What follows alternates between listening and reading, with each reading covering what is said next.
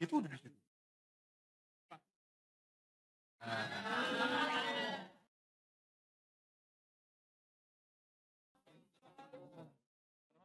Itu rada bingung.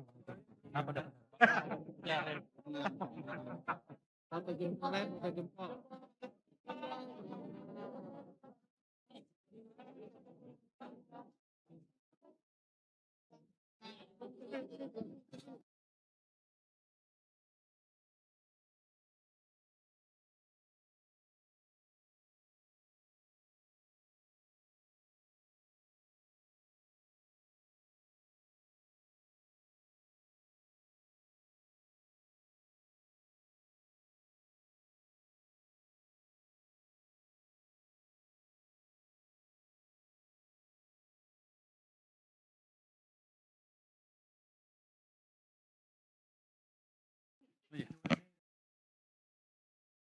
Assalamualaikum warahmatullahi wabarakatuh. Selamat siang dan salam sejahtera bagi kita semua, rekan-rekan media yang saya hormati. Hari ini kami akan menyampaikan update kinerja APBN kita hingga bulan Agustus 2025. Saya akan mencoba terlebih dahulu dengan perkembangan perekonomian terkini global dan domestik, dan akan dilanjutkan oleh para wakil menteri yang nanti akan membacakan masing-masing realisasi baik dari pendapatan, belanja maupun dari pembiayaan. Setelah itu saya akan tutup dengan kesimpulan. Jadi ini kita perlombaan membaca lagi nih. Oke, kita mulai. Rekan-rekan media sekalian, dalam beberapa waktu terakhir kami mulai melihat perkembangan positif dinamika perekonomian global. Paling update adalah stance kebijakan The Fed yang memangkas suku bunga acuan akibat perlambatan di pasar tenaga kerja. Risiko pelemahan pasar tenaga kerja dipandang lebih besar dibandingkan dengan inflasi yang masih di atas target. Dalam FOMC meeting tanggal 17 September 2025, The Fed menurunkan tingkat bunga acuan 25 basis point menjadi 4,25%. Di sisa tahun 2025, The Fed diperkirakan masih akan melakukan 2 kali pemangkasan. Keputusan penting untuk meredam tekanan eksternal, terutama pasar keuangan negara berkembang termasuk Indonesia.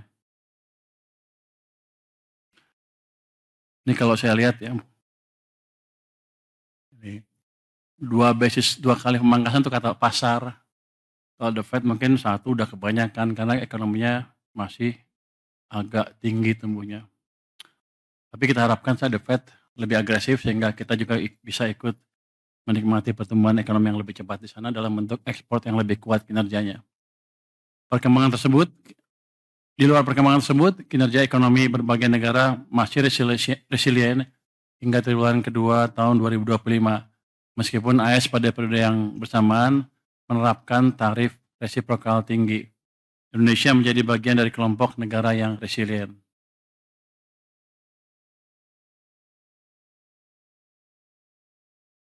Dengan berbagai latar belakang global tersebut, IMF merevisi ke atas outlook ekonomi global. Ini kita nggak boleh komentar ya. Mencerminkan optimisme yang mulai menguat. Indonesia termasuk negara yang mengalami revisi ke atas dengan pertumbuhan ekonomi diproyeksikan naik menjadi 4,8% pada 2025 dan 4,7%. Dinaikkan ke 4,8 dari 4,7% sebelumnya. Saya pikir kita akan lebih dari situ ya. Even tahun ini pun akan di atas 4,8%. Namun demikian, global masih dihadapi ancaman tensi perang dagang antara Amerika Serikat dan Tiongkok. Dinamika ini menjadi faktor risiko yang perlu terus dipantau dan dimitigasi. Kita harus waspada terhadap situasi yang terjadi di global dengan berbagai ketidakpastian global seperti volatilitas pasar keuangan, harga komoditas, serta ancaman geopolitik dan cyber. Indeks ketidakpastian kebijakan global dalam tren menurun sejak April tahun lalu, namun masih terus diwaspadai karena dinamika kebijakan tarif resiprokal AS masih sangat tinggi, terutama dengan Tiongkok. Dengan latar belakang tersebut, volume perdagangan global diperkirakan masih mengalami penurunan. Dari sisi inflasi, tren ke depan diperkirakan mengalami penurunan, memberikan ruang untuk berlanjutnya tren penurunan suku bunga global ke depan. Volatilitas pasar saham dan obligasi internasional masih berfluktuasi kalau kita lihat di sini ya. Dengan latar belakang tersebut, meskipun tekanan sudah mereda dan kita optimis terhadap kinerja positif domestik, waspadaan terhadap risiko global tetap perlu dijaga dan dimitigasi. Kalau kita lihat harga komoditas masih amat berfluktuasi. Batubara mengalami penurunan akibat permintaan global yang melemah, sementara harga minyak Brent justru naik akibat ketegangan geopolitik Rusia-Ukraina. Secara year on year, batubara mengalami kontraksi 21,1% dan minyak mentah 14,8%. Di sisi lain, harga CPO meningkat didorong permintaan kuat dari India. Untuk logam, harga nikel masih melemah akibat kelebihan pasokan, sedangkan harga tembaga relatif stabil setelah sempat turun karena isu ancaman tarif Amerika Serikat. Secara year on year, CPO tumbuh 16,6%. Untuk komoditas logam, harga nikel kontraktif 11%, sementara tembaga tumbuh 3,6% secara year on year. Perubahan harga komoditas tersebut berdampak pada kinerja ekspor impor Indonesia. Ekspor sangat terbantu, salah satunya kinerja hilirisasi yang terdongkrak ekspansi harga nikel. Dengan membaiknya situasi global, aktivitas manufaktur dunia kembali ekspansif. Wilayah Eropa untuk pertama kalinya sejak pertengahan 2022 kembali mencatat ekspansi. Sebagian besar negara G20 dan ASEAN 6 juga menunjukkan pemulihan yang cukup solid. Kalau kita lihat tuh gambar yang paling kiri atas, PMI global naik di posisi sekarang 50,6. Dan kalau kita lihat trennya tuh kayaknya positif terus. Jadi ke depan sepertinya akan membaik terus. Yang tengah untuk manufaktur beberapa negara di G20 juga itu kelihatannya naik. ASEAN juga sebagian besar mulai naik. Jadi Indonesia juga yang merah, Indonesia tuh yang merah tuh udah naik di atas 50 lagi, 51 lebih ya. Jadi sepertinya global tidak seburuk yang ditakutkan selama ini. Mereka mulai recover dan kalau hitungan saya nggak salah recovernya akan lama. Siklus bisnis itu kan Amerika tuh 10 tahun. Mereka mulai ekspansi 2023. Harus sampai tahun 2030 akan aman. Jadi inilah environment global yang kita hadapi ke depan. Kalau kemarin-kemarin kita takut, sekarang harusnya berani. Apalagi emang domestic demand kita juga kuat. Jadi satu, ketidakpastian global walaupun masih ada, sudah jauh berkurang dibanding sebelum-sebelumnya. The fact bahwa the Fed nurunin bunga itu akan memberikan stimulus tambahan ke perekonomian Amerika yang biasanya akan diikuti oleh perbaikan ekonomi negara-negara lain, termasuk Cina, Jepang, Korea, dan kita juga. Karena biar gimana Amerika masih merupakan mesin pertumbuhan utama ekonomi dunia. Berdasarkan data arus barang bea cukai pada Agustus, kinerja ekspor kita meningkat terutama di depan sektor industri pengolahan, terutama komoditas logam dasar, nikel dan tembaga. Sejalan dengan upaya hilirisasi mineral, akumulasi ekspor year to date hingga Agustus tumbuh 7,8% dibandingkan periode yang sama tahun lalu. Coba Anda lihat, ada yang menarik nggak gambar di sini? Itu yang sebelah kiri atas, yang neraca perdagangan kumulatif, artinya Januari sampai Agustus tahun 2005 dibanding tahun 2024, tumbuhnya 52,3%. Ini pertumbuhan yang amat spektakuler. Walaupun orang bilang katanya karena mau ada tarif, mereka ini duluan loading. Tapi kalau saya lihat tetap aja tumbuh. Nanti ini menunjukkan bahwa globalnya nggak jelek-jelek amat. Anda lihat tuh tumbuh 52,3%. Jadi sekarang kita tinggal fokus menjaga domestiknya seperti apa. Next. Nilai tukar rupiah, kita lihat pada level 16.498 per US dollar pada 19 September 2025, melemah 3,% year to date. Utamanya kemarin karena keributan itu ya. Jadi sebagian orang takut dan harusnya sih ke depan akan semakin membaik karena modal asing ke pasar saham sudah masuk cukup signifikan dan harusnya prospek ekonomi kita juga akan terus membaik. Anda lihat currency risk spread yield antara SBN dengan US Treasury itu menurun terus. Kalau di bulan Januari itu 4,57, sekarang sudah turun ke 4,2, yang bawah ya, 240, sekarang turun ke 216 basis point. Ya nggak turun banyak, tapi saya pikir cukup baik di tengah gejolak domestik, utamanya yang kemarin-kemarin, itu kan spreadnya sempat naik, kemudian turun lagi. Jadi cepat sekali kepercayaan investor recover setelah keributan beberapa minggu yang lalu. Dan counter risk juga terjaga dengan cukup baik kalau kita lihat spread yield SBN USD. Ini yang kiri kan, ini yang kanan adalah SBN USD dan US Treasury dolar to dolar. Itu sekarang tinggal 79 basis point. Kalau kita lihat historically ini amat rendah dibanding biasanya. Kalau kita nanti membaik terus ekonominya, saya pikir ini akan turun terus yieldnya. Ya, spread yield dengan US Treasury. Oke. Next. Inflasi cukup stabil, ini menopang daya beli masyarakat, ini di tengah banyak negara yang masih berjuang mengatasi tekanan. Jadi kita lumayan baik di level, kalau kita lihat di situ 2,31% ya. Ini level inflasi yang amat ideal. Jadi inflasi yang bagus tuh bukan 0, bukan juga di atas 10. Tapi sekarang konsensus ekonomi global tuh antara 1-3%, dan kita sekarang di 2,3, ya level yang pas lah. Inflasi Indonesia rendah di antara banyak negara yang berjuang mengatasi inflasi, seperti saya bilang tadi.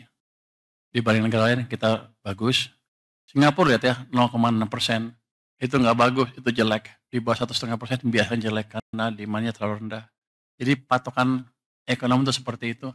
Malaysia 1,2, agak jelek. Kita lumayan lah, kita ideal. Kalau bisa dijaga terus sekitar 2-3 itu akan bagus sekali buat ekonomi kita. Oke, next. Kalau kata siapa zaman dulu? Gubernur Bank Sentral Amerika yang terkenal siapa? Greenspan. Greenspan bilang itu kita dalam Goldilocks condition. Ingat kan? Ini di Goldilocks condition untuk inflasi kita. Anda cari di cerita Goldilocks itu cerita apa? Itu fun. Oke, next. Perekonomian Indonesia tumbuh 5,12% pada triwulan 2 2025. Ini mencerminkan ekonomi domestik yang terjaga, ditopang oleh konsumsi rumah tangga yang resilient, investasi yang meningkat, dan ekspor yang tetap kuat. Saya pikir teman-teman udah tahu semua data detail ini, saya nggak usah masuk terlalu detail. Next. Jadi, next. Konsumsi rumah tangga tumbuh cukup baik, 5%. Investasi meningkat sampai 6,99%. Investasi bangunan tumbuh 4,9%, dan investasi mesin tumbuh 25,3%. Ini kan masa lalu ya. Bagian dari Anda anggap angka ini salah, 5,12 katanya 5 tambah 1 tambah 2, 8. Tapi bukan itu. Di belakangnya kalau Anda lihat laju pertumbuhan uang, pada triwulan kedua tuh tumbuh uangnya cukup kenceng. Jadi emang itu yang mendorong belanja konsumen tumbuh kuat 5%. Karena emang pada waktu itu digenjot uang sampai dengan bulan April. Ada delaynya April, Mei, Juni, Juli. Biasanya 3 bulan. April, Mei, Juni, Juli, habis. Mei digenjot lagi ke bawah uangnya sehingga uang melambat, sehingga kita mengalami pelambatan ekonomi setelah itu. Tapi triwulan kedua angkanya memang seperti itu, tidak ada manipulasi BPS. Kalau yang nyangka-nyangka itu ekonominya nggak berapa ngerti. Boleh ngomong gitu? Menteri Keuangan boleh ngomong gitu kan ya? Jadi lihat juga suplai uang pada waktu seperti apa. Slide 12. Sektor manufaktur sebagai kontributor ekonomi terbesar kembali menguat dengan pertumbuhan mencapai 5,68%, tertinggi sejak tahun 2022. Jadi manufaktur kita di Q2 sudah mulai recover, mungkin Q3 agak melambat sedikit, tapi Q4 pasti akan tumbuh lebih cepat lagi, sesuai dengan perbaikan ekonomi dan perbaikan demand karena suplai uang ditambah di sistem perekonomian. Next. Berikutnya. 16. Pertumbuhan ekonomi terdistribusi dengan baik ke seluruh wilayah Indonesia. Pulau Jawa tetap menjadi kontributor utama perekonomian nasional dengan pangsa PDB sebesar 59,6% dan pertumbuhan mencapai 5,2%. Jadi kalau kita lihat sebetulnya kalau pangsa tuh jarang, perubahannya lambat sekali. Kita lihat pertumbuhannya aja deh. Itu Sumatera tumbuhnya 5,0% di triwulan kedua, Kalimantan 5%, Sulawesi 5,8%, Papua 3,3%, Bali dan Nusa Tenggara hanya 2,8%. Jadi kita tahu kelemahan kita di mana, nanti itu kan kita perbaiki Bali, Nusa Tenggara, Papua, dan Nusa Tenggara ya. Oke, next. Berikutnya.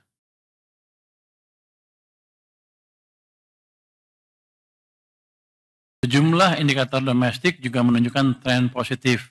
Aktivitas manufaktur kembali ke level ekspansi, keyakinan konsumen tetap berada di level optimis, konsumsi listrik dan penjualan retail tumbuh positif. Penjualan semen yang menjadi salah satu indikator investasi bangunan juga menunjukkan perbaikan dalam 2 bulan terakhir. Kayaknya nggak klop ya. Oke, kalau Anda lihat sebelah kiri itu kelihatan tuh manufacturing PMI sudah positif 51,5 lagi. Tapi kalau kita lihat tingkat keyakinan konsumen masih positif, tapi ada penurunan signifikan sampai dengan bulan Agustus. Anda lihat trennya gambar tengah atas turun.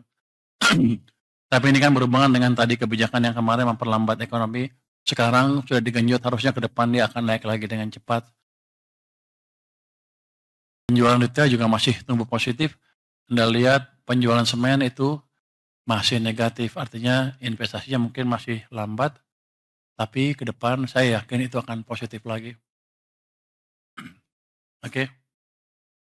Untuk mendorong pertumbuhan ekonomi yang lebih tinggi, peran sektor keuangan menjadi sangat krusial sebagai penopang pembiayaan produktif.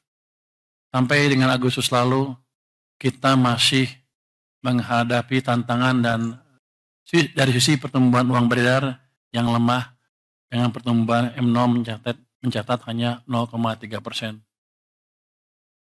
Anda lihat tuh, M0 yang merah tuh gambar yang atas tuh di 2025 tuh cenderung negatif, sempat positif di April terus turun lagi ke bawah dan mulai ke sini sampai Agustus di 0,3. September mungkin masih agak, tapi saya yakin Oktober akan tumbuh dengan cepat. Jadi ekonominya bisa bergerak lagi. Ruang ekspansi perbankan terus dipantau. LDR mendekati batas atas, katanya berapa? 86,5. Tapi ini rendah dibanding kalau kita waktu tumbuh. Lagi cepat-cepatnya tumbuh. Dan saya yakin ketika uang saya masuk ke perbankan, LDR-nya turun lagi. Jadi bank mempunyai ruang untuk memberi pinjaman untuk membiayai ekspansi ekonomi yang lebih cepat ke depannya. Jadi kita udah set semuanya supaya kita lebih cepat ke depan. Next. Oh, udah ya? Ini masih saya? Oh, masih 16. Yang 200 saya masih terangin lagi. Jadi, jadi ini jelasin sedikit yang 200 triliun itu. Jadi ini penempatan kas negara dengan bunga rendah di bank komersial. Jadi ini bukan saya taruh dalam bentuk program pembangunan atau earmark ke suatu tujuan tertentu, bukan. Hanya taruh itu di perbankan. 55 triliun di Mandiri, 55 di BNI dan BRI, di BTN 25 triliun dan di BSI 10 triliun. Ini bunganya 80% dari bunga acuan BI tidak digunakan untuk pembelian SBN syaratnya ya. Dan tenor 6 bulan itu dapat diperpanjang. Jadi sebetulnya nggak ada tenornya itu. Jadi kalau bank nanya apakah kami boleh meminjamkan jangka panjang, boleh aja. Saya akan jaga supaya mereka nggak keganggu, saya juga nggak keganggu. Dan kalau saya lihat dari sejarah stok uang kita di bank sentral, harusnya saya nggak akan pernah terganggu. Masih amat banyak, masih cukup. Ya hanya mereka nyaros sekitar 400 triliun atau lebih sepanjang tahun. Hanya pindahin sebagian. Ini dampaknya ke likuiditas naik, cost of fund jadi turun. Si Pak Hotman Paris ya, protes sama saya. Waktu dia memperpanjang depositonya, bunga jadi turun. Dia jadi rugi katanya. Emang itu tujuan saya. Nah, biar dia belanja lagi, kalau belanja kan ekonomi jalan. Atau dia bagi-bagi ke orang, ekonomi jalan. Memang itu tujuannya.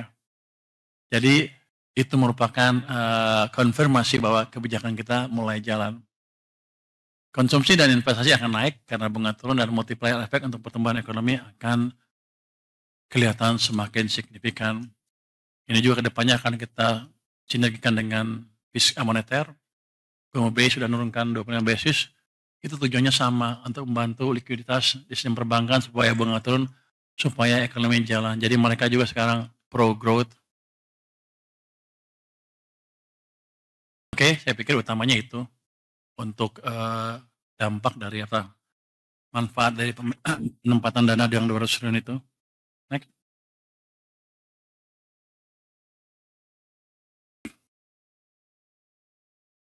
Ini Danantara katanya, kalau Danantara hidup katanya akan bisa memberi dorongan tambahan ke ekonomi.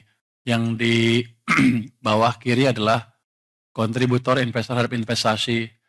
Kita harapkan nanti di tahun 2026 investasi mencapai 7.450, di mana swasta 6.200, BUMN dan antara 720, dan pemerintah 530. Yang Anda perhatikan ke depan adalah di tahun-tahun mendatang, kontribusi dan antara akan terus ditingkatkan. Walaupun saya lihat ini masih sedikit ya, masih malu-malu mungkin. Tapi saya yakin ke depan kalau udah jalan, dia tumbuhnya akan lebih cepat dari sekitar 980 triliun di tahun 2029. Oke. Next.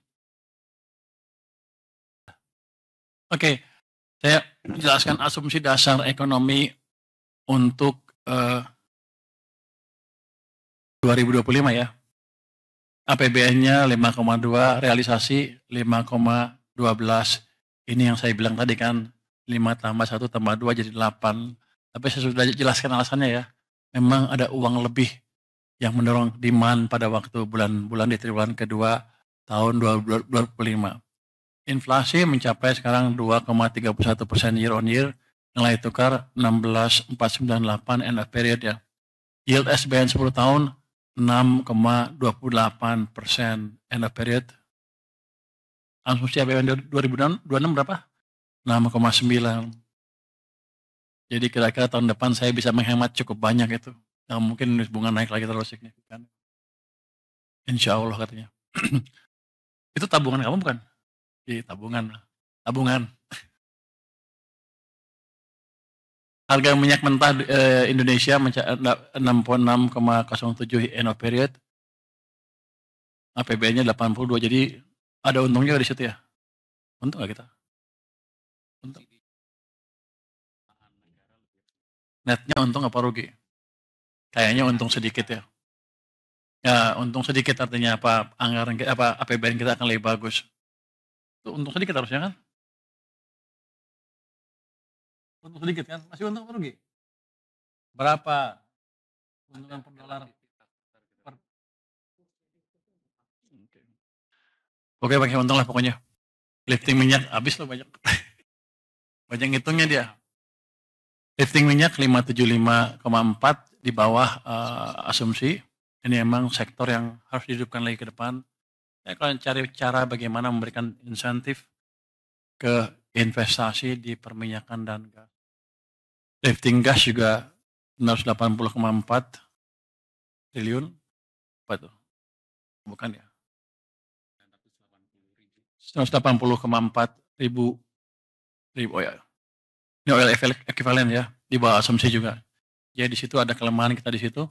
Tapi pada dasarnya next. Pada dasarnya sih masih cukup baik.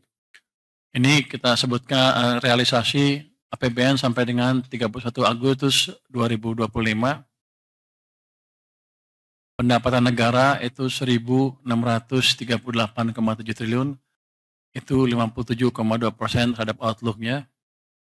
Belanja negara mencapai 1.960,3 triliun, 55,6% terhadap outlook. Defisit APBN 321,6 triliun atau 1,35% dari PDB. Keseimbangan primer masih 22,0 triliun rupiah. Jadi kalau lihat dari sini sih harusnya kan negatif keseimbangan primer sampai dengan akhir tahun. Jadi masih ada, ini indikasinya adalah masih ada belanja pemerintah yang mesti dipercepat lagi supaya keseimbangan primernya sesuai dengan desain waktu kita buat anggaran untuk tahun 2025. Oke, mungkin itu dari saya. Untuk bagian selanjutnya saya serahkan kepada para wakil menteri untuk menjelaskannya. Silakan. Terima kasih Pak Menteri. Teman-teman media semuanya, kita lanjutkan ke bagian belanja negara. Belanja negara ini bagian yang tadi, belanja negara 1.960,3 triliun, terdiri atas belanja pemerintah pusat 1.388,8 triliun, 51,4% dari APBN, dan transfer ke daerah 571,5 triliun. Mungkin langsung ke slide berikut. Di dalam belanja pemerintah pusat 1388,8 tadi, belanja KL-nya sudah 686 triliun, 59% dari APBN. Dan belanja non-KL-nya adalah 702,8%, 45,6% dari pagu APBN. Jadi secara pagunya lebih rendah. Detail dari belanja kementerian dan lembaga ini ada di slide berikut. Seperti biasa, belanja pegawai, belanja barang, belanja modal, dan belanja bantuan sosial. Belanja pegawai 212,2 triliun, ini berbagai macam gaji, tunjangan, tukin, lembur, dan yang lain-lain, tumbuh dibandingkan tahun lalu 7,6%. Belanja barang juga tumbuh 2,4%, tahun ini 232,2 triliun, ini untuk berbagai macam layanan masyarakat melalui kementerian maupun BLU, maupun belanja yang nantinya akan diserahkan kepada masyarakat dan Pemda, sudah dibelanjakan 44,4 triliun. Lalu belanja modal, ini masih lebih lambat dibandingkan tahun lalu. Tahun ini 139,9 triliun, 8,5% di bawah tahun lalu. Tahun lalu ada percepatan penyelesaian proyek-proyek infrastruktur jalan, irigasi, dan jaringan pada beberapa kementerian. Belanja bantuan sosial juga lebih tinggi dibandingkan tahun lalu, 101,1 triliun tahun ini, itu 5,5% lebih tinggi dibandingkan tahun lalu. Ini termasuk untuk penerima bantuan iuran JKN, kartu sembako, PKH, KIP kuliah untuk 800, hampir 900 ribu mahasiswa, PIP untuk 11,3 juta siswa, dan seterusnya. Teman-teman media juga memahami bahwa kita sekarang sedang mendesain dan menyiapkan dan akan menjalankan 8 program paket ekonomi semester 2 2025. Ini rekapnya yang mungkin saya nggak bacakan satu persatu, tapi silakan bisa dilihat. Dan untuk program, mungkin highlightnya adalah program magang, lalu perluasan PPH 21, PPH pasal 21 yang ditanggung pemerintah untuk pekerja di sektor-sektor pariwisata, bantuan pangan, bantuan iuran JKK dan JKM bagi PBPU, khususnya pengemudi transportasi online, ojol, dan yang lainnya. Lalu kemudian manfaat layanan tambahan perumahan BPJS Ketenagakerjaan, ini dari BPJS TK, nomor 4 tadi juga dari BPJS TK, nomor 5 juga dari BPJS TK. Lalu kemudian padat karya tunai, berbagai program padat karya tunai yang sudah ada dalam APBN, ini agar segera diselesaikan, terutama di dua kementerian, Kementerian PU dan Kementerian Perhubungan. Percepatan deregulasi PP 28, integrasi sistem KL dan RDTR digital ke dalam OSS, serta program peningkatan permukiman dan penyediaan tempat untuk gig ekonomi. Ini kombinasi dengan APBD dan juga belanja pusat. Total APBN adalah 12,79 triliun untuk program paket ekonomi semester 2 ini, dan non-APBN terutama tadi dari BPJS adalah 2,87 triliun. Ini kita jalankan dan seluruh konstruksi aturan kita siapkan. Belanja non-kementerian dan lembaga, pembayaran pensiun, seperti tiap bulan kami laporkan terjadi peningkatan, kenaikan, karena ada kenaikan jumlah pensiunan. Subsidi dan kompensasi 218 triliun telah digelontorkan untuk BBM, LPG, listrik, dan juga pupuk bersubsidi. Sejumlah barang yang bersubsidi ada di sebelah kanan, BBM, LPG 3 kg, listrik bersubsidi, dan juga pupuk. Bisa dilihat pemakaian barang-barang subsidi ini di tahun 2025 lebih tinggi dibandingkan pemakaian di tahun 2024. BBM 3,5% lebih tinggi realisasinya, LPG 3 kg 3,6% lebih tinggi, listrik bersubsidi sekitar 3,8% lebih tinggi, dan pupuk 12,1% juta tonnya lebih tinggi. Moga-moga ini terus membantu bergeraknya perekonomian di masyarakat. Mungkin secara cepat di slide berikut, ini adalah anggaran pendidikan telah diserap 357,1 triliun, 49,3% dari APBN, dan ini adalah untuk membiayai siswa, mahasiswa melalui berbagai macam program, antara lain PIP, KIP, guru, ada juga manfaat dari anggaran pendidikan yang diterima oleh guru, dosen, tenaga pendidik, 193,7 triliun, dan juga ada juga anggaran pendidikan yang digelontorkan untuk sekolah atau kampus, baik melalui bantuan operasional sekolah dan yang lainnya 83,5 triliun. Ini juga kombinasi antara yang dibelanjakan langsung dari kementerian lembaga di pusat dan juga melalui pemerintah daerah.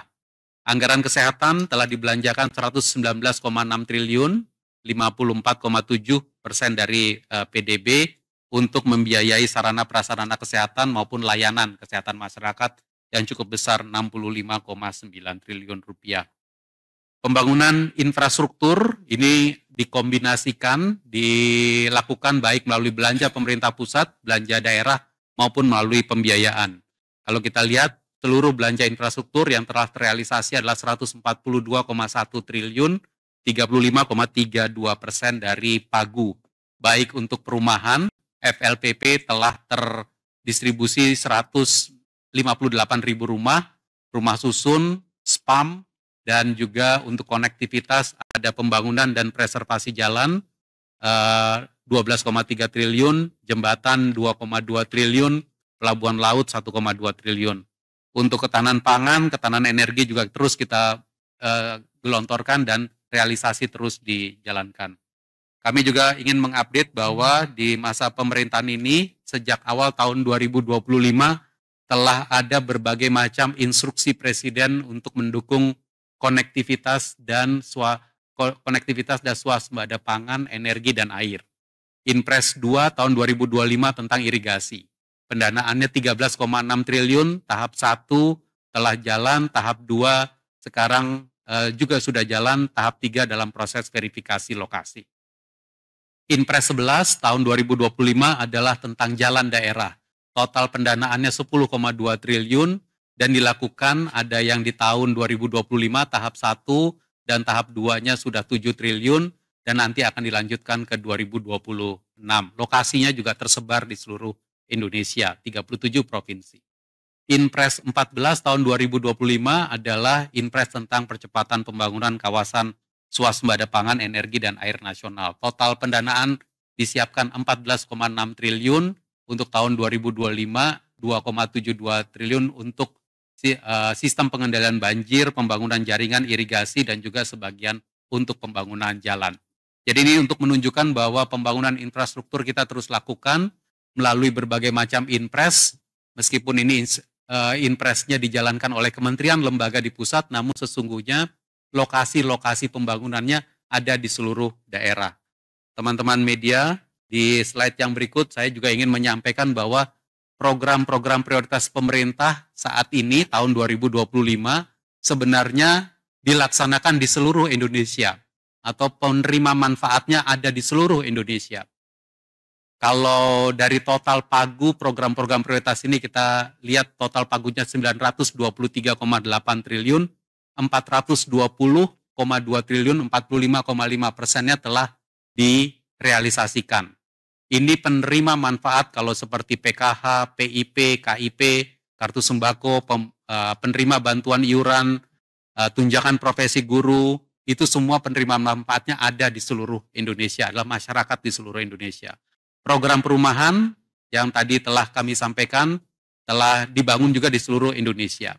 Pelayanan publik untuk makan bergizi gratis, nanti akan ada slide khusus tentang ini. Saat ini 22,7 juta penerima dengan makan bergizi gratis. Lalu cek kesehatan gratis, sekolah rakyat, semua lokasi ada di seluruh Indonesia. Begitu juga program prioritas pemerintah adalah untuk stabilisasi harga dan produksi, untuk subsidi pupuk, subsidi kur, subsidi kompensasi energi, lumbung pangan, bulog, dan yang lain, serta pembangunan sarana prasarana yang sebelah kanan juga berlokasi di seluruh Indonesia. Slide berikut, makan bergizi gratis, ini spesifik, nanti kita akan dalami lagi, sampai dengan 8 September kemarin, telah melayani 22,7 juta penerima, dilayani oleh 7.644 SPPG. Jumlah ini terus meningkat dan kita berharap bahwa dari hari ke hari akan ada peningkatan pelayanan kepada penerima makan bergizi gratis sehingga nantinya akan mencapai target menuju 82,9 juta penerima makan bergizi gratis. Dan saat ini per 8 September yang lalu realisasinya adalah 13 triliun rupiah.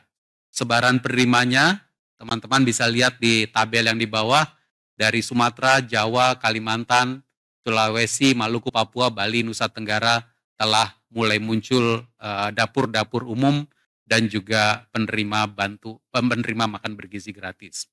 Sekolah rakyat, 100 sekolah telah beroperasi dengan 9.780 orang siswa dan realisasinya adalah 788,7 miliar yang terdiri atas realisasi atas renovasi sentra pendidikannya 700 miliar di Kementerian Pekerjaan Umum dan realisasi penyelenggaraan pendidikannya 77,6 miliar di Kementerian Sosial. Sebaran lokasi ada di seluruh Indonesia juga seperti bisa dibaca di bawah. Sumatera 22 sekolah, Jawa 48 sekolah, Kalimantan, Sulawesi, Maluku, Papua, dan kita berharap nanti akan meningkat terus jumlah siswanya dan juga jumlah sekolahnya. Slide berikut tentang program prioritas sekolah unggulan Garuda. Realisasinya saat ini adalah untuk 8,7 miliar untuk mulai membangun, mempersiapkan lokasi. Jadi kalau kita lihat di SUG baru itu, 3 lokasi telah siap, Bangka Belitung, di NTT dan juga Sulawesi Tenggara, dan pembangunannya menuju AMDAL.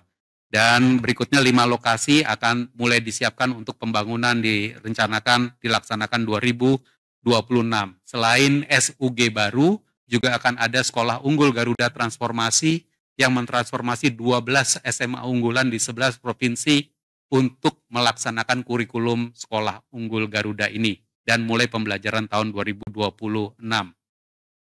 Anda bisa lihat, teman-teman bisa lihat di sebelah kanan itu lokasi sekolah-sekolah unggulan juga tersebar di seluruh Indonesia.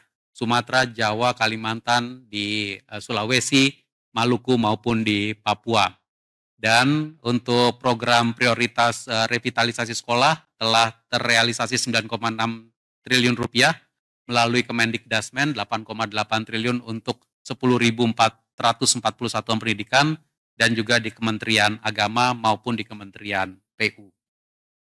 Untuk program prioritas bidang kesehatan, cek kesehatan gratis telah melayani 27,4 juta penduduk alokasi anggarannya 3,4 triliun sekarang sudah mulai terrealisasi, dan cek kesehatan gratis ini ada yang pada hari ulang tahun, ada cek kesehatan gratis rutin, ada cek kesehatan gratis di sekolah untuk siswa usia sekolah dan remaja. Revitalisasi rumah sakit juga terus dijalankan, 32 unit rumah sakit dilakukan revitalisasi dan alokasi 4,4 triliun rupiah anggarannya, ada yang melalui Kementerian Kesehatan 1,5 triliun rupiah, dan ada yang melalui DAK fisik 0,4 triliun rupiah. Dan lokasinya, lagi-lagi Anda bisa lihat ada di seluruh Indonesia. Dan prioritas lainnya yang sudah juga mulai bergulir adalah pembangunan kawasan transmigrasi. Ini juga mulai bergulir sejak beberapa bulan yang lalu, dan nanti akan menciptakan kawasan transmigrasi sebagai titik-titik pertumbuhan baru di seluruh Indonesia. Dan dukungan kepada koperasi dan UMKM saat ini telah terrealisasi 15,6 triliun rupiah yang terdiri atas subsidi bunga untuk KUR. KUR-nya sendiri sekarang realisasinya sudah hampir 180 triliun rupiah, dan juga untuk sebaran penerima KUR bisa dilihat di Jawa, Sumatera, Bali Nusra, Kalimantan, Sulawesi maupun Maluku dan Papua.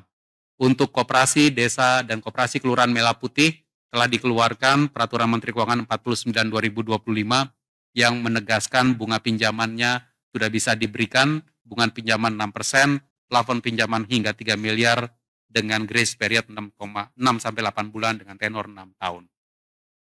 Realisasi anggaran ketahanan pangan sudah terrealisasi 73,6 triliun rupiah, ini kira-kira 50,9% dari APBN, dan dilakukan untuk membangun lumbung pangan, ekstensifikasi untuk infrastruktur, bantuan intan prapanen, jaringan irigasi, bendungan, dan juga sarana prasarana sumber daya air. Selain itu, untuk Bulog telah direalisasikan, telah transfer ke rekening Bulog, total alokasi dana 22,1 triliun rupiah. Sebelumnya adalah ini merupakan dua kombinasi, beras dan gabah 16,6 triliun rupiah, dan untuk jagung 5,5 triliun rupiah juga telah dikirimkan kepada Bulog untuk Bulog dapat menangani pembelian beras, gabah, dan juga jagung selama periode panen. Teman-teman media semua, untuk ini kami ingin menyampaikan sekali lagi, APBN terus melakukan upaya keras untuk melakukan belanja berkualitas untuk seluruh Indonesia. Belanja negara adalah satu kesatuan antara belanja pemerintah pusat dan juga transfer ke daerah. Dia merupakan satu kesatuan untuk mendorong peningkatan kesejahteraan rakyat.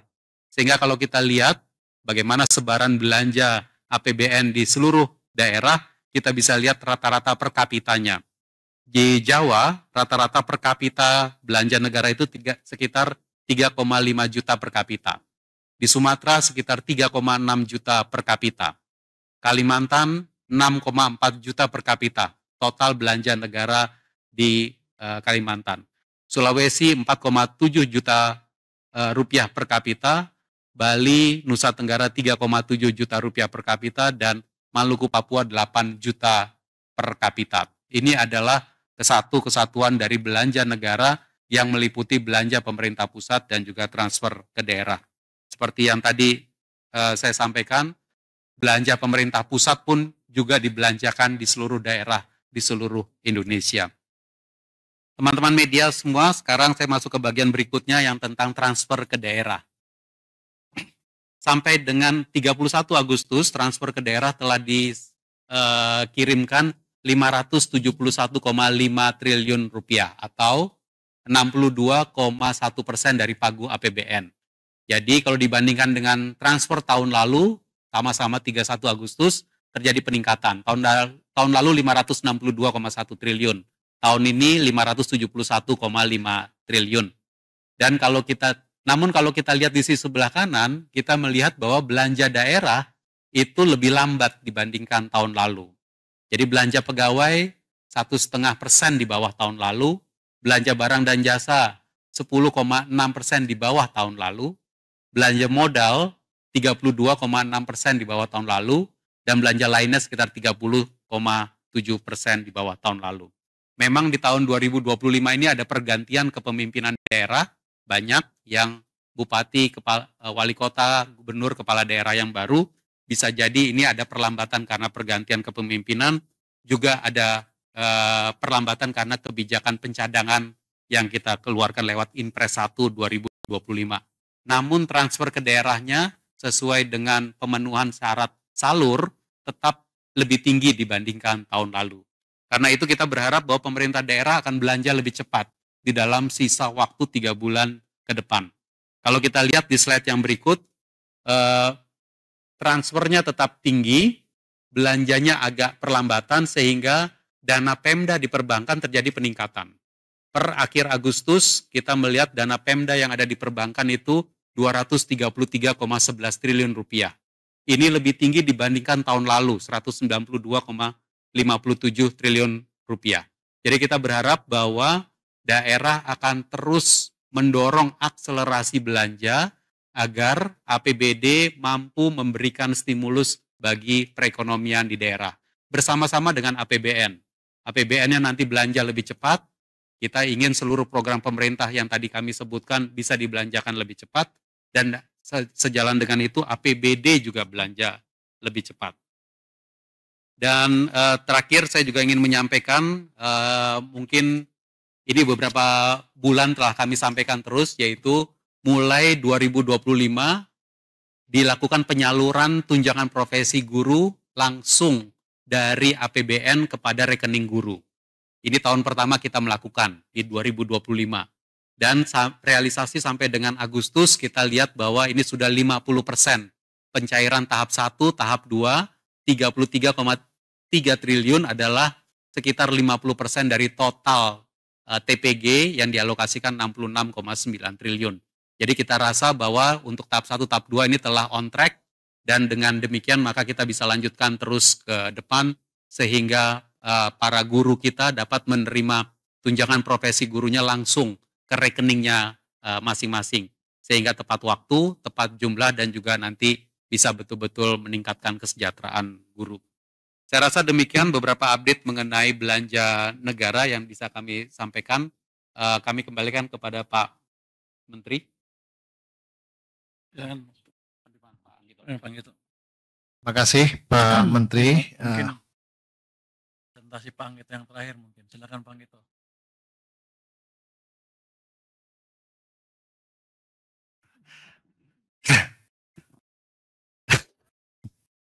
Baik, terima kasih Pak Menteri dan teman-teman media yang kami hormati, para wakil menteri dan teman-teman eselon 1.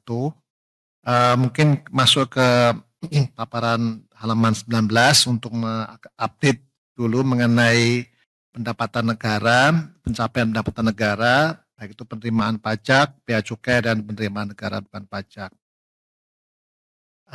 Halaman 19 dulu sebelumnya, supaya kita mereview dulu realisasi APBN kita. Jadi teman-teman media, pendapatan negara per Agustus 31 adalah 57,2%. Ya. Jadi itu pencapaiannya. Kemudian penerimaan pajak adalah 54,7, tadi nggak terlalu jauh dari average. Dan bea cukai 62,8%, dan PNBP 64,3. Ini adalah pencapaian per hari ini dibandingkan dengan outlook kita di tahun 2025. Jadi ada peningkatan dari sisi pencapaian terhadap outlook. Kemudian masuk ke halaman 40, saya akan merinci, nanti detailnya bisa dibantu oleh Pak Dirjen Pajak ya dalam pertanyaan. halaman 40. Halaman 40 kok ini?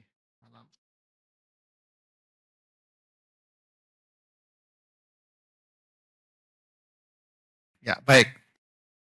Saudara sekalian, jadi ini adalah penerimaan negara dihitung secara bruto, dan yang di bawah adalah dihitung secara neto. Yang seperti yang sudah kami sampaikan, selalu ada perhitungan bruto yang menunjukkan kondisi ekonomi, dan juga penerimaan neto yang setelah dikurangi dengan restitusi. Jadi secara bruto konsisten sejak bulan Maret sampai dengan sekarang kita mengalami pertumbuhan yang positif, ya, positif. Nah, kalau neto sekali lagi angkanya adalah 54,7% dibandingkan dengan outlook. Di bulan di bulan Agustus ini penerimaan neto kita negatif 3,8 karena ada faktor restitusi. Jadi selalu ada korelasi antara penerimaan bruto dan neto. Ya, di sisi PPh badan ada kenaikan untuk yang bruto, tapi ada koreksi dengan restitusi. Kemudian untuk PPh orang pribadi positif 38,8%, untuk yang netonya 39,1%, untuk PPN minus 0,7%, dan untuk yang netonya itu ada koreksi dari restitusi menjadi 11,5% negatif, PBB positif. Lanjut. Next. Ini adalah realisasi penerimaan yang lazim kita sampaikan dari bulan ke bulan untuk menunjukkan dinamikanya. Kami selalu menyampaikan yang bruto untuk memberikan perspektif year on year, sehingga inilah penerimaan bruto yang kita tarik dan sebelum dikurangi dengan restitusi yang merupakan suatu proses administrasi dari penarikan ataupun pengeluaran untuk restitusi. Secara umum penerimaan bruto dari pajak kita itu adalah positif, tumbuh 2,1. Kalau by sektornya ada ketenagalistrikan, pertambangan biji logam, perdagangan online, perdagangan besar, pertanian tanaman, industri minyak kelapa sawit, dan perbankan. Inilah sektor-sektor yang tumbuh, ya, untuk posisi bulan Januari sampai Agustus. Lanjut. Kemudian kalau kita lihat PPh 21 itu PPh untuk gaji dan honor menunjukkan sama seperti yang pernah kami sampaikan bahwa terjadi turnaround, ya. Kalau kita lihat Januari, Mei itu masih menurun, kemudian Juni, Agustus itu mulai meningkat. Jadi kalau kita lihat Januari sampai Agustus tumbuh 2,4% dibandingkan dengan tahun yang sebelumnya. Lanjut. Ini adalah untuk PPN dalam negeri, ya. Jadi kita membreakdown PPN dalam negeri dan PPN impor. Untuk dalam negeri kejadiannya cukup mirip dengan kondisi perpajakan secara kumulatif Januari Agustus. Kalau kita lihat Januari Maret masih negatif 9,4, kemudian April Agustus menunjukkan suatu pertumbuhan. Nah, sektor-sektor yang tumbuh itu perdagangan besar, pertambangan migas, ketenagalistrikan, pertambangan biji logam, dan perdagangan online. Jadi kalau kita lihat di bawah itu tabel yang menunjukkan perbandingan periodisasi di mana Januari Maret negatif, kemudian terjadi pembalikan di bulan April sampai Agustus meningkat 3,0%. Kemudian untuk PPh badan, mungkin halaman supaya konsisten halaman 45 dulu, PPN impor dulu. Next. Nah, PPN impor, jadi tadi adalah PPN dalam negeri, sekarang PPN impor. Di posisi PPN impor, kontribusinya 14,1%. Kalau kita lihat bulan Januari sampai Agustus tumbuh 15,1%. Nah, ini situasi yang memang cukup meningkat, cukup besar untuk perdagangan besar mesin, industri kendaraan bermotor, kemudian industri logam dasar mulia, perdagangan besar, dan instalasi sistem listrik. Jadi kalau ini kita lihat dari sisi komponen impornya mirip karena pertumbuhan PPN komponen impor untuk barang modal tumbuh 18,0%. Jadi di bawah itu bisa direfleksikan dengan penerimaan dari PPN impor kita yang tumbuh cukup besar yaitu 15,1. Kemudian halaman sebelumnya 43 ya, ini adalah PPh badan. PPh badan itu tumbuh 7,5%, menggambarkan kondisi profitabilitas perusahaan di tahun yang lalu yang dibayarkan tahun 2025, yaitu sektor pertanian tanaman, tenaga listrikan, pertambangan biji logam, aktivitas penunjang angkutan, dan industri minyak kelapa sawit. Ini adalah PPh badan. Lanjut. Nah, sekarang bagian kedua itu adalah kalau kita lihat kinerja dari perpajakan kita dilihat dari sektor ya. Ini sektor yang kontribusinya paling besar yaitu industri manufaktur. Kontribusinya adalah 27,9%. Januari sampai Agustus tumbuh 1,8% ya. Jadi kita bandingkan Januari Agustus 2024 dibandingkan dengan Januari Agustus 2025 ada pertumbuhan 1,8%. Ditopang oleh industri minyak kelapa sawit, logam dasar mulia, kendaraan bermotor, barang minyak, dan farmasi. Lanjut. Kemudian sektor yang juga memberikan kontribusi yang cukup besar itu adalah sektor perdagangan. Itu ada dua, kami sudah menyampaikan ini secara beberapa bulan terakhir ini dalam konpres, yaitu adalah perdagangan yang sifatnya total dan yang online ya. Jadi untuk memberikan perspektif bahwa terjadi pertumbuhan perdagangan online yang cukup meningkat. Jadi kalau kita lihat totalnya tumbuh 0,3% untuk periode Januari Agustus, kemudian yang online tumbuhnya 65 ya persen. Jadi ini menunjukkan betapa tingginya pertumbuhan meskipun size-nya masih relatif kecil ya. Jadi itu adalah untuk sektor perdagangan. Lanjut. Berikutnya itu adalah sektor keuangan. Sektor keuangan kontribusinya 11,9%. Ini kalau kita lihat biasanya kita membandingkan dengan indikator-indikator underlying-nya yang menunjukkan seberapa kuatnya hubungan antara pertumbuhan sektor keuangan, baik itu dana pihak ketiga maupun intermediasi dengan penerimaan perpajakan. Nah, kalau kita lihat tumbuhnya adalah 4,6% dibandingkan dengan bulan yang sama tahun sebelumnya. Kemudian yang juga cukup tinggi adalah kontribusi dari sektor pertambangan. Sektor pertambangan ini kontribusinya adalah 11,4% dari seluruh PPH sektor usaha. Kalau kita lihat tumbuhnya juga cukup meyakinkan 2,7% dari sektor tembaga, migas, emas, dan timah. Ya, jadi itu adalah pertumbuhan dari sektor pertambangan. Kemudian kami lanjutkan dengan realisasi penerimaan dari kepabeanan dan cukai. Nah, seperti yang sudah ketahui bahwa komponen dari penerimaan negara dari pabean cukai ada 3, cukai, pihak keluar, dan pihak masuk. Nah, ini angkanya cukup meyakinkan ya teman-teman semuanya, kontribusi terhadap outlook-nya sekitar 62,8%. Kalau dilihat dari perbandingan dengan tahun sebelumnya adalah 6,4%. Jadi sudah di atas rata-rata, itu kenaikan dari penerimaan cukai 144,0 triliun atau 4,1% di atas tahun yang lalu. Nah, pihak keluarnya ini tinggi sekali kenaikannya, 71,7%, ini dari harga CPO dan juga kebijakan ekspor untuk konsentrat tembaga. Nah, pihak masuk ada sedikit koreksi, ini karena sejak awal kita membuat policy untuk tidak melakukan impor, sehingga pihak masuknya tidak kita pungut, ya, sehingga ada penurunan ini karena kebijakan yang kita lakukan, sehingga mengurangi penerimaan negara dari pihak masuk. Lanjut.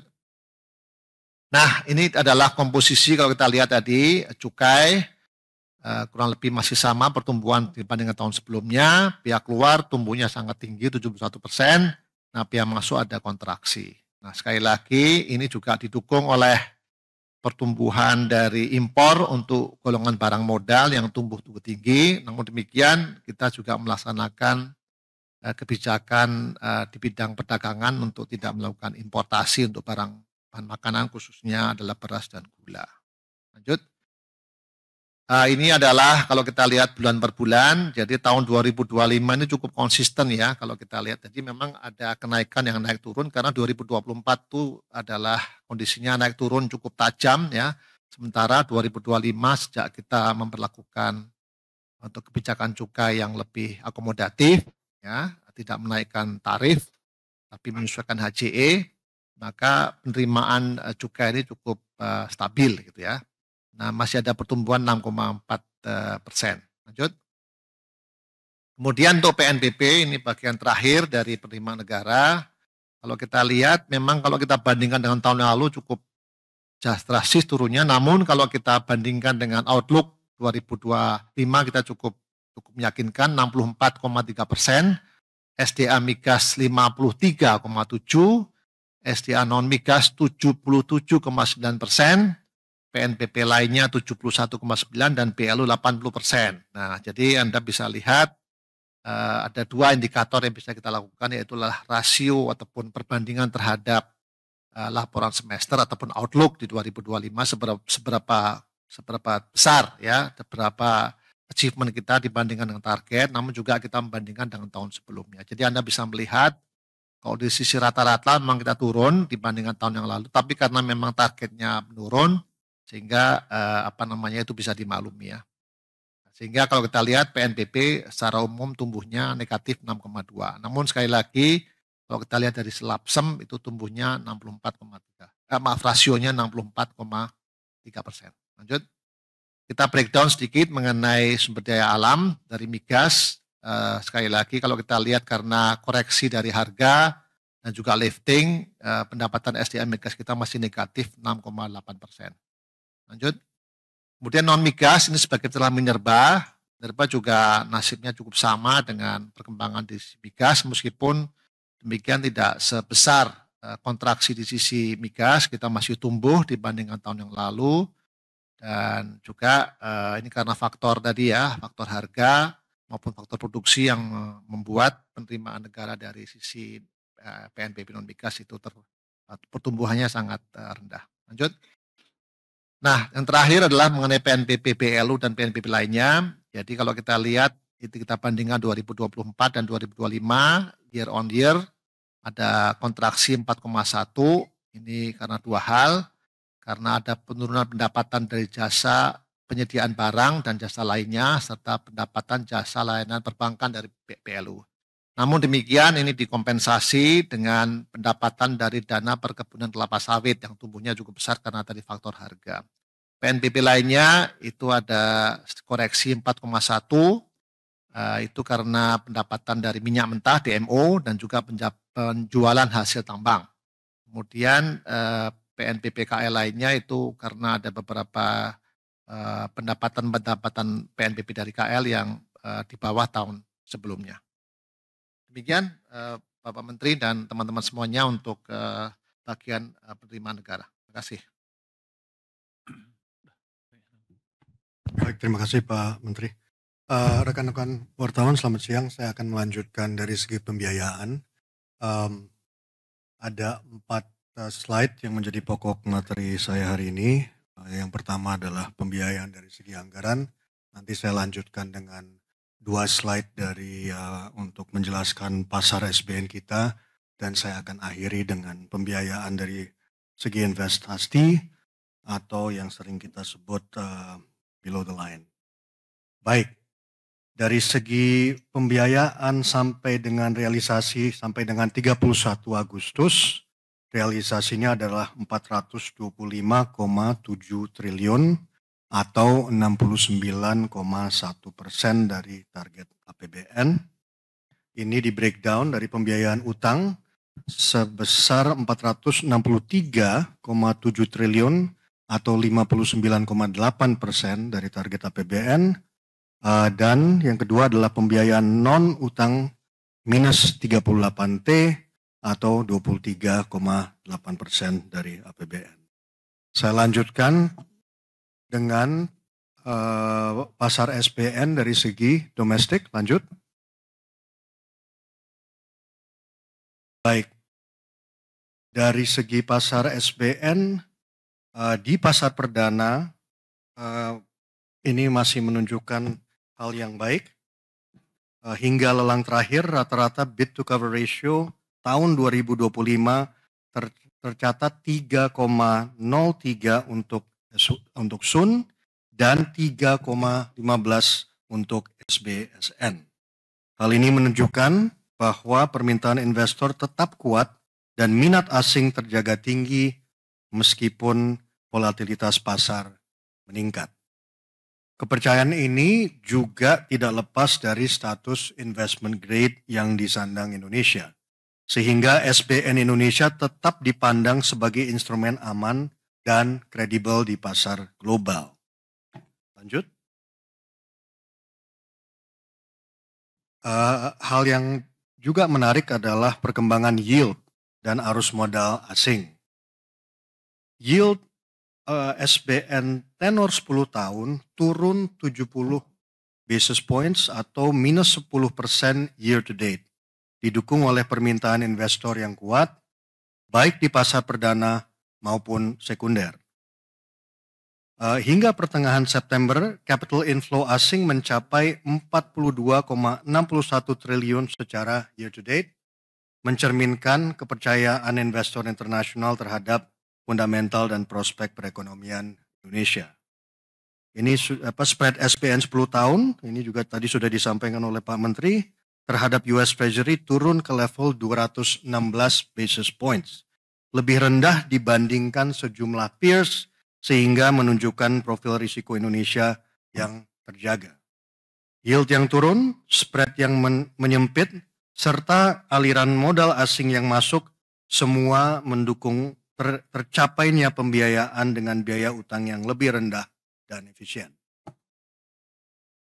Lanjut, dan ini yang terakhir adalah pembiayaan investasi.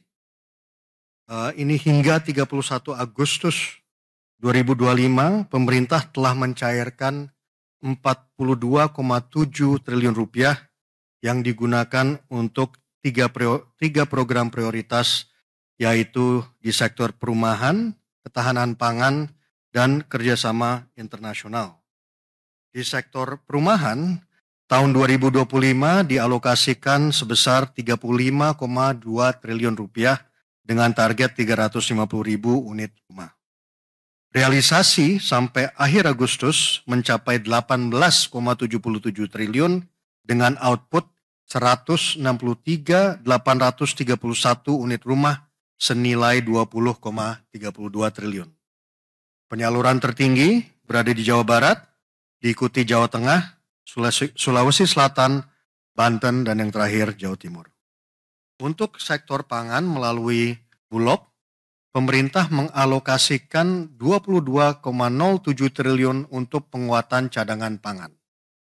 Hingga Agustus, realisasi mencapai 16,57 triliun rupiah untuk pembelian 488,9 ribu ton beras dan 1,64 juta ton gabah dari petani.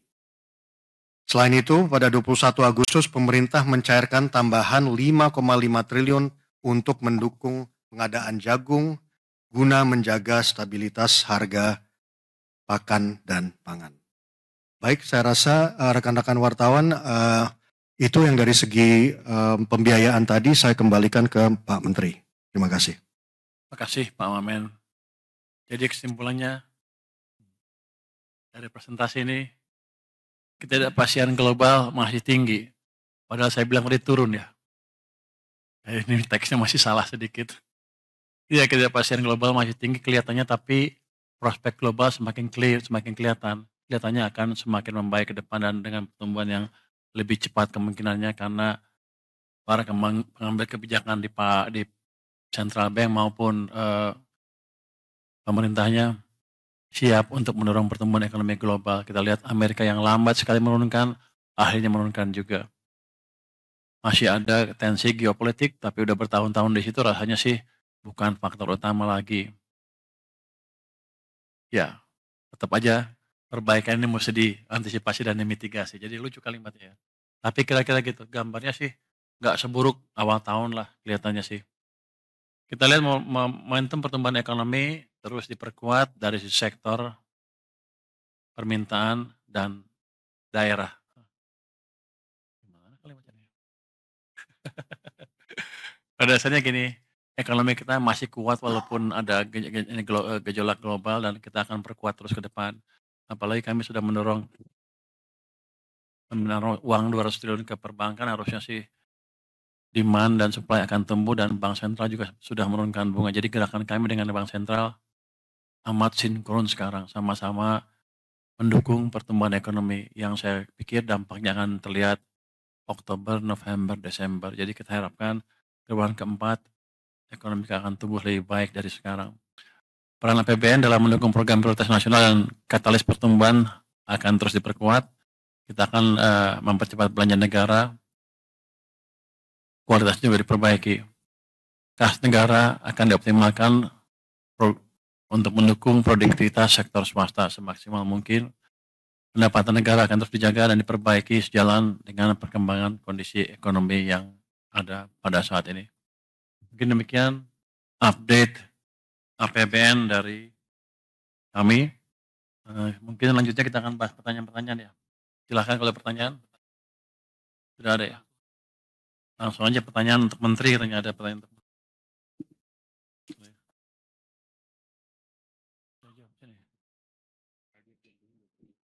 saya aja dulu, habis itu saya bisa santai. Malah deh.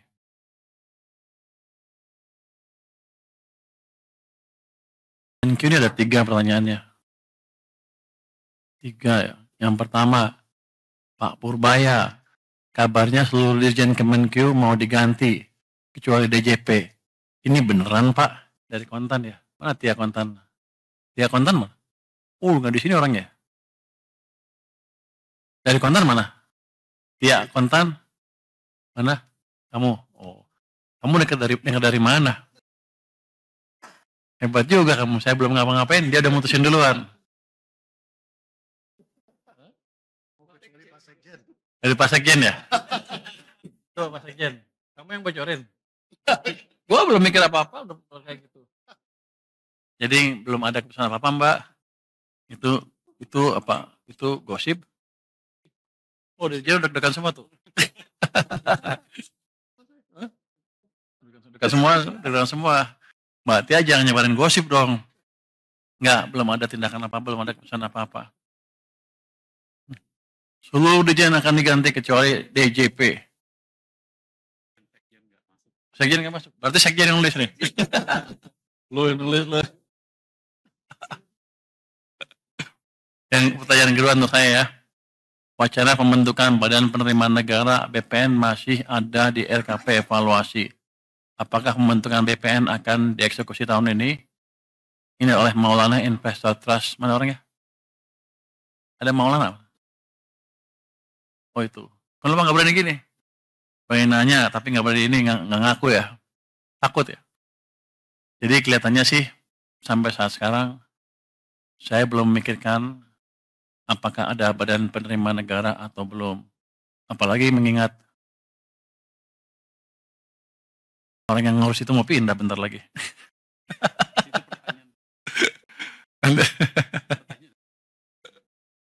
nanti ada tanya Pak. Jadi belum ya Mbak. Tapi itu tergantung nanti perintah presiden seperti apa. Tergantung hasil diskusi saya dengan presiden seperti apa. Tapi untuk sementara sih kalau saya lihat sih belum perlu sampai kita semuanya sudah stabil. Yang jelas kita akan optimalkan dulu pendapatan dari bea cukai maupun pajak. Nanti kalau udah optimal, dioptimalkan hasilnya belum bagus juga, baru kita pikir untuk bentuk itu. Tapi sekarang sih belum saatnya. Masih ada kelemahan-kelemahan di sistem baik pajak maupun bea cukai yang bisa diperbaiki. Jadi dengan desain yang ada saya mau lihat kalau dijalankan dengan optimal berapa kenaikan cukai maupun pajak kita. Kalau itu masih terlalu rendah, baru kita berpikir ke arah sana. Tapi rasanya sampai sekarang belum. Yang ketiga, apa kebijakan quick win dari Pak Menkyu untuk memperbaiki performa penerimaan negara termasuk penerimaan pajak yang belakangan masih terkontraksi. Oh, yang pertama ya, penerimaan pajak terkontraksi karena ekonominya tumbuhnya lebih lambat dibanding perkiraan. Kalau di ruang keempat, Oktober, November, Desember masih keburu ya, dengan pemberian stimulus tadi. Ini siapa sih? Surya Bisnis Indonesia. Mana Surya? Oh, kamu lagi? Kamu Maulana kamu juga? Sebelumnya. Jangan-jangan itu karena nama. Jadi, saya sih optimis ketika nanti impact dari kebijakan kita melonggarkan kondisi likuidasi sistem, itu harusnya Oktober, November, Desember akan tumbuh cepat ekonominya. Itu yang pertama, otomatis pajaknya juga akan lebih baik. Jadi saya naikin pendapatan bukan dengan menaikkan tarif, tapi mendorong aktivitas ekonomi supaya pajak saya lebih besar. Anda juga nggak kerasa bayarnya, kira-kira. Tapi kalau ekonominya tumbuh kenceng kan Anda bayar pajaknya happy, ya kan? Itu yang kita kejar. Yang kedua, kita punya list 200 penunggak pajak besar. Itu yang sudah inkrah. Kita mau kejar yang eksekusi, itu tagihannya sekitar 50-60 triliun rupiah. Dalam waktu dekat, ini akan kita tagih, dan mereka nggak akan bisa lari. Yang berikutnya, kami juga melakukan penegakan hukum ya untuk serius non-compliance dengan memakai kerjasama dengan Kejaksaan Agung, Polisi, KPK, dan BPATK. Terusnya ada pertukaran data juga dengan kementerian lembaga untuk mempermudah kami menarik pajak ya. Kemudian Cortex. Tadi saya minta Dirjen Pajak untuk tulis. Di sini nggak ada Cortex. Kenapa nggak ditulis? Pada dasarnya saya akan lihat Cortex seperti apa. Keterlambatan dari Cortex akan kita perbaiki secepatnya dalam waktu 1 bulan harusnya bisa. Itu IT, problemnya IT.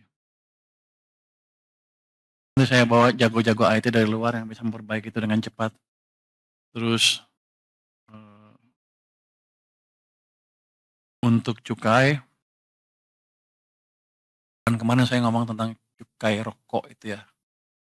Kami sudah panggil tuh marketplace seperti apa? Bukalapak, Tokopedia, apalagi Blibli semua untuk menghimbau, untuk menjalankan, untuk tidak mengizinkan penjualan barang-barang ilegal dalam hal rokok ya. Nanti yang lain juga. Tadinya mintanya by 1 Oktober ya. Tapi saya bilang secepatnya aja. Terus nanti mulai ada, kan udah kedeteksi siapa-siapa yang jual. Kita akan mulai tangkepin. Jadi yang mau jual harus berhenti, jangan jual lagi. Itu saya harapkan bisa mengurangi konsumsi rokok ilegal. Kami juga akan cek ke ininya, supplier bukan di situ aja, di warung-warung katanya ada juga per toples murah gitu ya. Kita akan cek. Yang jelas teman-teman tolong sebarkan bahwa siapapun yang jual ilegal, rokok ilegal di tempat mana, saya akan datangin secara random. Yang lain lagi adalah kan kalau kita import ada jalur hijau ya. Jalur hijau biasanya nggak diperiksa tuh. Nggak tahu rokok ilegalnya masuk lewat situ apa enggak. Tapi saya akan random cek. Walaupun jalur saya akan random cek, nggak ngeganggu jalur cepatan, tapi tercek, terdeteksi kalau ada kecurangan. Mungkin ya dalam waktu dekat kita akan dapat banyak orang di situ tuh. Nanti yang terlibat kita akan sikat, termasuk kalau ada yang terlibat dari Bea Cukai maupun orang Departemen Keuangan. Tapi saya harapkan dengan itu nanti 3 bulan ke depan sudah hilang. Karena kan siklus impor kan 3 bulan kira-kira ya. Jadi kita harapkan semuanya mengikuti aturan yang ada dengan benar. Jangan coba-coba mengakai lagi aturan impor yang ada di sini. Itu mungkin short term quick win yang akan kita desain dalam waktu 1 bulan ke depan. Terima kasih. Mungkin dari yang lain, dari Wamen dan lain-lain silakan. Terima kasih Pak Menteri, Bapak Wamen dan juga teman-teman wartawan. Pertanyaan untuk Dirjen Pajak ada 5.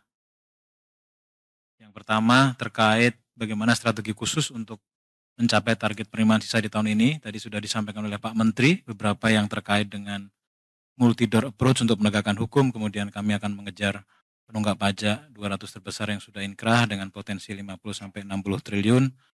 Juga kami akan mengintensifkan pertukaran data yang selama ini sudah terjadi.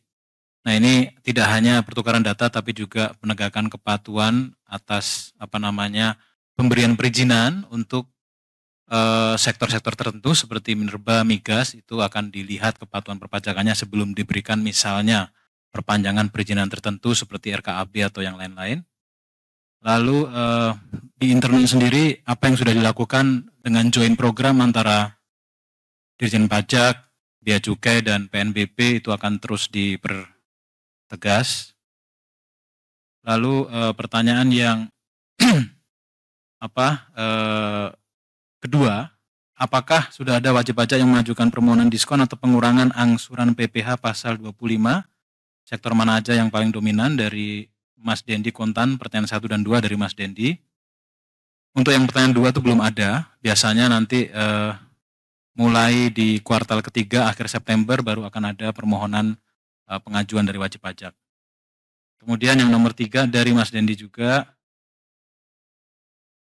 sektor apa yang akan dibidik strategi khusus? Ini sebenarnya sama tadi jawabannya ya. Jadi sektor spesifik tentu sektor-sektor yang memang menjadi penopang penerimaan dan risikonya tinggi, seperti tadi multi-door approach dengan kejaksaan yang sudah disampaikan oleh Pak Menteri, itu terkait dengan misalnya Satgas PKH untuk kelapa sawit, kemudian yang berikutnya Satgas PKH untuk minerba.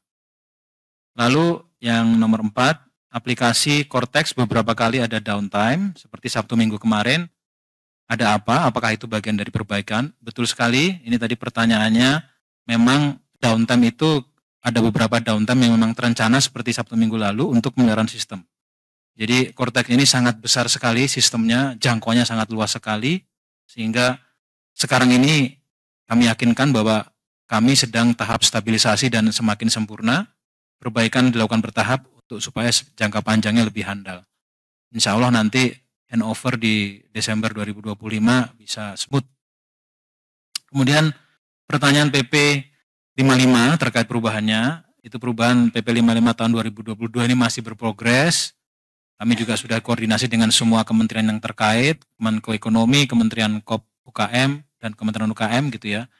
Izin prakarsa sudah diberikan oleh Mensesnek, Presiden melalui Mensesnek tanggal 25 Agustus kemarin, dan kita sedang dalam tahap penyelesaian. Jadi setelah nanti selesai akan kita sampaikan konversi yang khusus untuk perpanjangan PP 55. Terima kasih pertanyaannya dan jawaban kami sampaikan.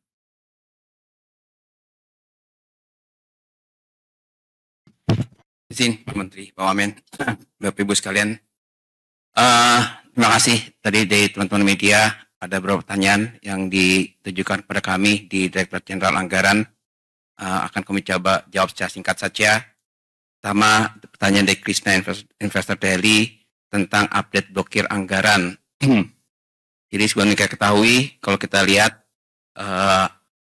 efisiensi anggaran yang diblokir itu kan awal tahun sebesar 256,1 triliun, dan sampai dengan hari ini yang telah dibuka blokirnya sebesar 168,5 triliun. Jadi kalau kita lihat pembukaan blokir itu biasanya ditujukan untuk pertama menunjang program prioritas pemerintah, ada pemenuhan biaya operasional, pemenuhan tusi dasar kementerian lembaga. Jadi kalau contohnya mendukung program prioritas itu apa aja sih?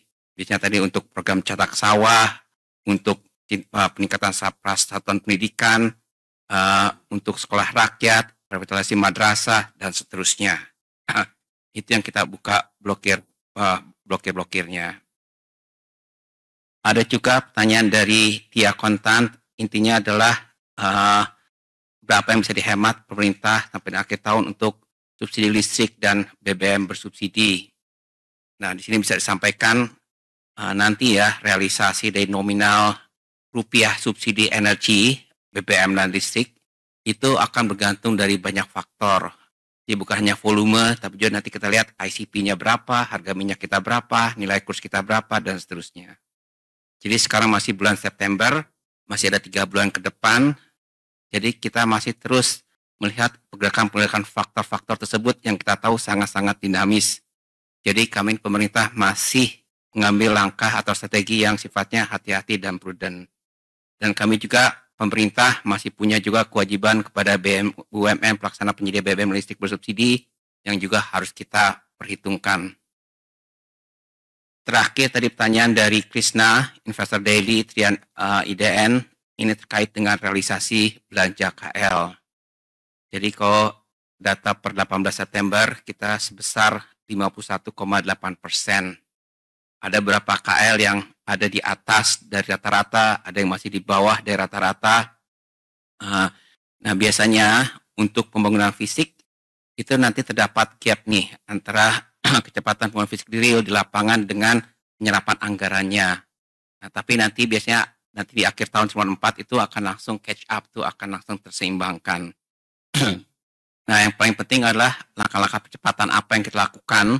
Kita selalu melakukan monitoring dari secara intensif, udah 3 bulan terakhir ini untuk RPD-nya, rencana perbaikan dananya misalnya.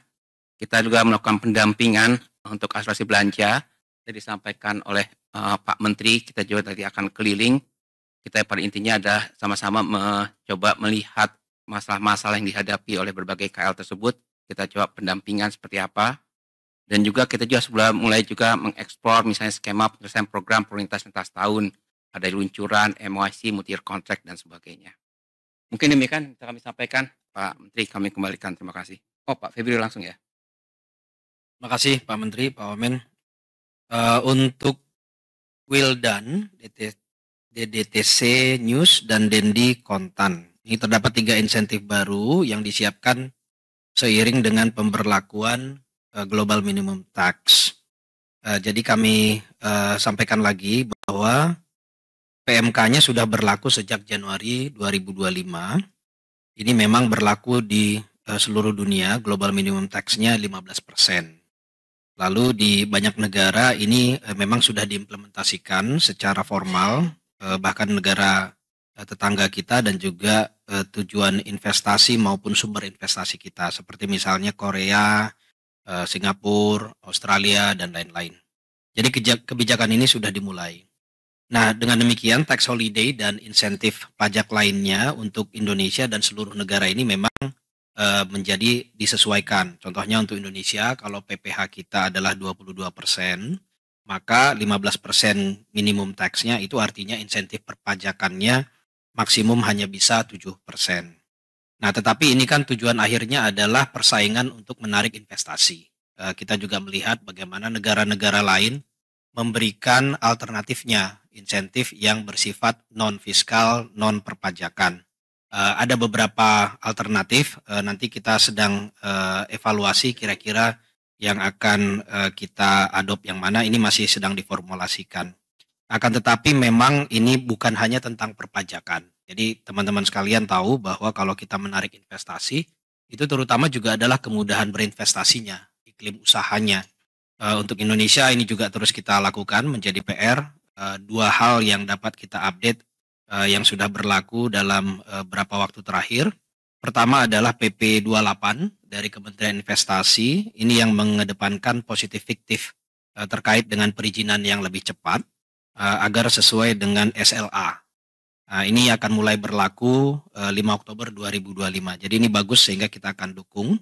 Di sisi lain juga misalnya ada penyederhanaan syarat dan proses pengurusan sertifikat TKDN di Kementerian Perindustrian. Ini juga sudah mulai dan kita akan dukung sehingga kedepannya diharapkan investasi dengan TKDN ini bisa semakin terprediksi dan dengan roadmap yang lebih jelas. Ini kita akan dukung.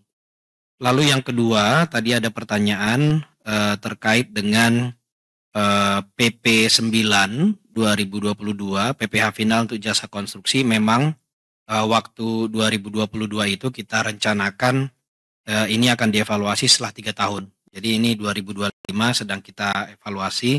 Memang saat ini untuk yang existing, jasa konstruksi ini dikenakan PPH secara final dari omset.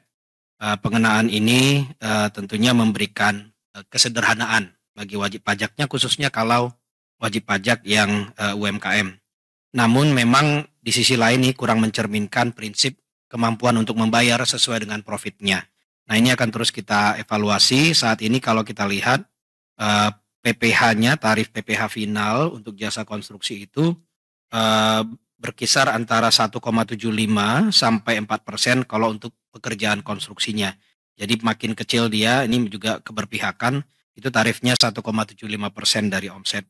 Sementara ada juga tarif untuk pekerjaan konstruksi yang terintegrasi dan juga konsultasi konstruksi. Ini sedang kita evaluasi untuk kita lihat ke depan. Demikian Pak Menteri yang dapat kami sampaikan. Terima kasih Mas Febrio. Saya pikir sudah jawab semua ya. Masih ada yang mau? Saya pikir ini adalah akhir dari konferensi pers kita semua, konferensi pers kita tentang APBN. Terima kasih semuanya atas perhatian dan pertanyaan dan masukannya. Ketemu lagi bulan depan, bulan sekali ya. Jumpa apa saya tutup. Wassalamualaikum warahmatullahi wabarakatuh.